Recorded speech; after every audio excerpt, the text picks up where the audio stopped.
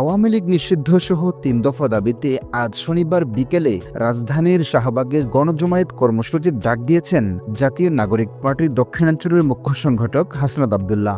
গতকাল শুক্রবার রাত ১১টার দিকে শাহবাগে সংবাদ সম্মেলন থেকে এই কর্মসূচির ঘোষণা দেওয়া হয়। আজ বিকেল ৩টা থেকে এই গণজমায়েত শুরু হবে।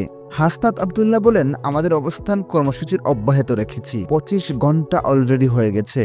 গতকাল রাত ১০টা থেকে আমাদের অবস্থান কর্মসূচি শুরু হয়েছিল। আমরা জানি না এই কর্মসূচি শেষ কোথায় হবে। যতক্ষণ না পর্যন্ত আওয়ামী লীগের নিষিদ্ধ করা হবে ততক্ষণ পর্যন্ত আমাদের এই অবস্থান কর্মসূচি অব্যাহত থাকবে। এ সময় তিনি গণমাধ্যমকে ৩ দফা দাবি তুলে ধরেন। ১. আওয়ামী লীগকে সন্ত্রাসী সংগঠন ঘোষণা করে নিষিদ্ধ করতে হবে।